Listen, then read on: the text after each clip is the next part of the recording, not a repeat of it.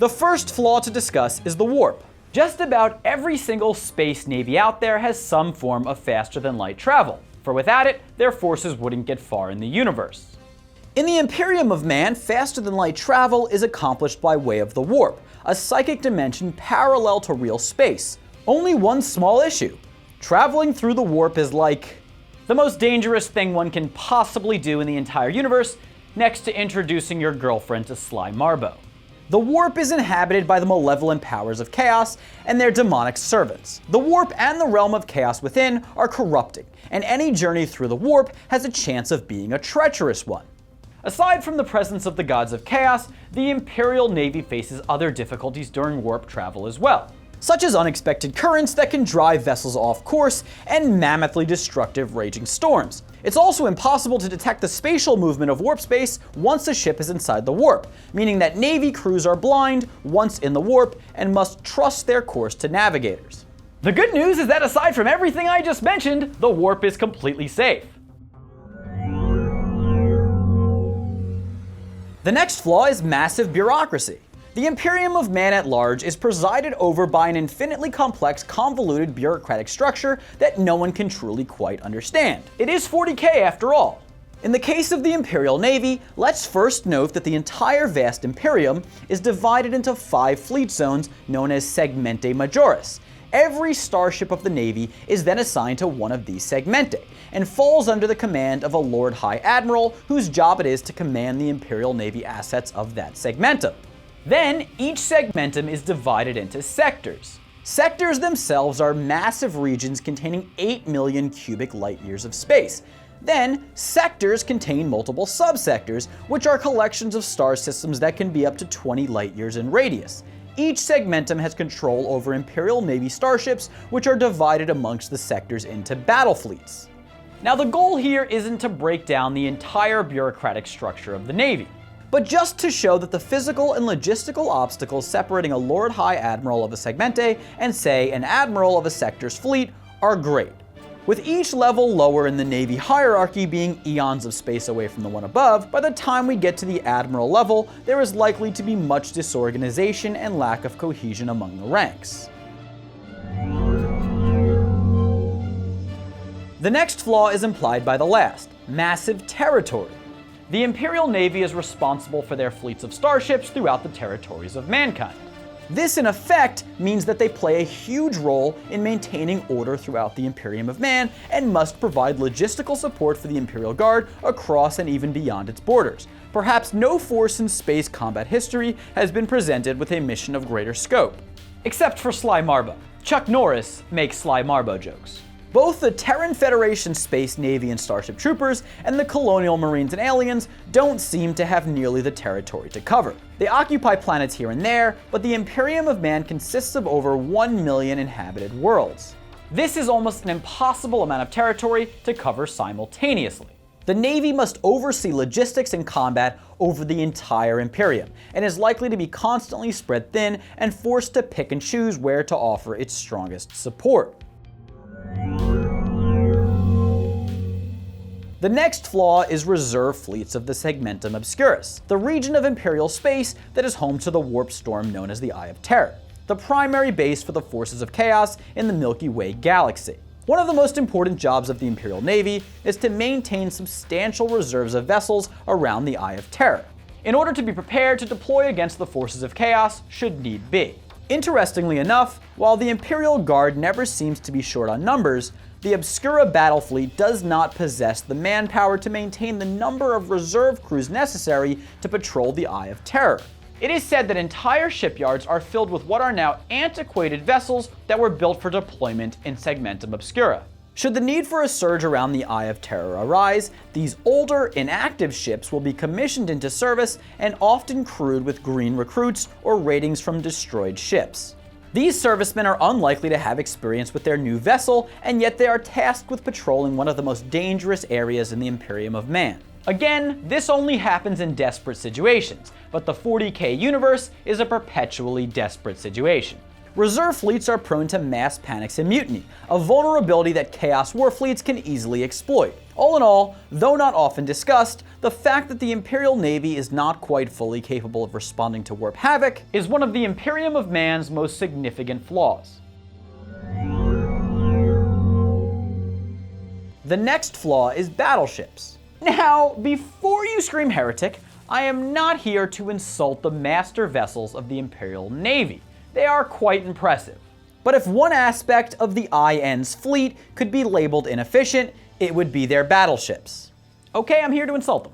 Battleships are massive spacecraft. I mean, we are talking between 6 and 8 kilometers long and can carry tens to hundreds of thousands of soldiers. They are well armed and armored, limitlessly powerful machines, and usually take on the role of flagship for an Imperial Lord Admiral. But the battleships have their issues. For one, with size comes a reduction in speed and maneuverability, and indeed battleships like the Emperor-class battleship are slow and cumbersome. And battleships are also expensive to build and maintain, meaning they require cautious handling and care. Unfortunately, this means that battleships are usually only deployed as part of larger fleet formations and in the most important battles, and don't have much versatility in terms of use. It's great that battleships are unstoppable forces of man's creation, but if they drain the resources of the Imperium, more efficient alternatives need to be considered for the long-term benefit of mankind. The next flaw is rank and file. The Imperial Navy has very proficient officers. But below them, the Imperial Navy isn't really made up of highly skilled and specialized recruits. The basic enlisted crewmen aboard warships are called ratings. Ratings carry out menial tasks like hauling weapons, cleaning, and maintenance, and even fight when necessary. Ratings are volunteers as the pay is good enough and the Navy allows them to escape their desperate worlds. So it's not like they were dragged into the Navy, but they aren't very impressive either. Armsmen transport and maintain weapons on a ship and protect the crew when called to do so. Voidsmen, on the other hand, possess at least minimal training and skill and can perform ship maintenance and repairs. But neither of these groups consist of irreplaceable soldiers who add significant value to a naval crew. The Imperial Guard is defined by its specialist soldiers and elite units, where the Navy is defined by its elite ships, which is the most important thing for a Navy to have, but it's sorely lacking in terms of the individual crewmen. This brings us to our next flaw, which is indentured servants. Indentured servants, or slave workers, fall below the ratings in terms of rank. They are taken from slums and penal colonies to do hard labor aboard naval vessels. They are dragged to the Navy. These poor souls often die as a result of malnutrition, accidents, and disciplinary actions. Basically, they exist to die for the fun of everyone else, and can do little to improve their station in life. Though I have heard The Rock is going to star in a movie called Warp Ninjas about an indentured servant from a hive world who rises to become a Lord High Admiral. But I digress. Manpower is good, but the kinds of conditions that the lower ranks of the Imperial Navy face aboard vessels is not conducive to producing strong, loyal, and skilled soldiers. And perhaps on the contrary, puts any given naval ship at high risk of mutiny. The next flaw to discuss is space hulks. Space hulks are formed from the wreckage of abandoned starships and debris that have been fused together by the forces of the warp, and often are so large that they have their own atmosphere and gravity. Kind of like my first girlfriend, except space hulks don't have beards. The Imperial Navy often loses ships, and when they do, what remains is at risk of becoming part of a space hulk. And space hulks pose a threat to the Imperium of Man, where they exit the warp back into real space. The forces of chaos and even Xenos often inhabit these hulks and have to be destroyed by the Imperial Navy. And because no hulk is the same as another, it's hard for the Navy to model them for assault planning purposes. Hulks present a uniquely challenging threat to the Imperial Navy. The next flaw is a lack of intelligence capabilities. The Imperial Navy does have a branch that handles intelligence, but it's not quite clear how much they're able to accomplish. Though little is known about them, it is thought that they at least control a militarized spy network. During the Sabbat Worlds Crusade, Navy intelligence operatives discovered a plot being carried out by Lord High Militant General Hector Draver to advance his career using malicious methods that would allow him to usurp the position of War Master from Marshal Makarov. The naval intelligence operatives were able to act in time to deal with the issue. That said, this event only represents intelligence gathering concerning human dealings.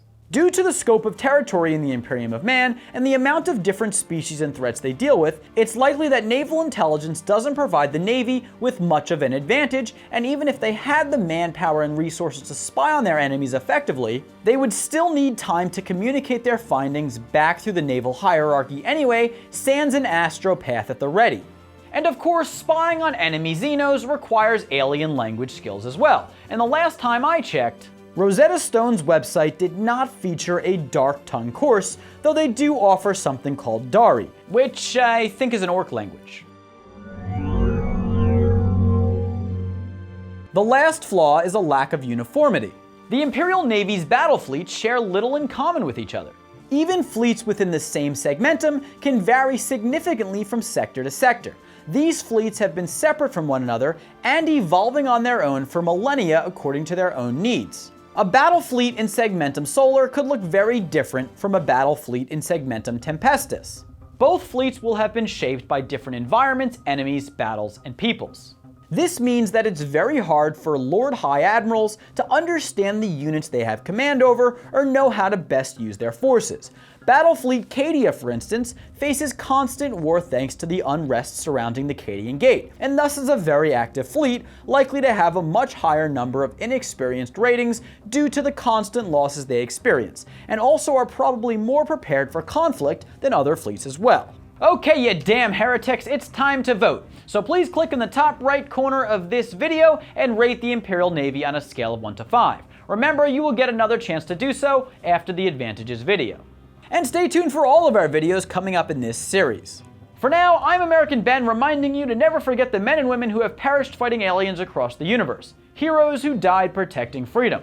We fight on for them, my brethren, and for Argentina. Humanity first, and die Navi scum. I'll catch you next time. Generation Films, dismissed.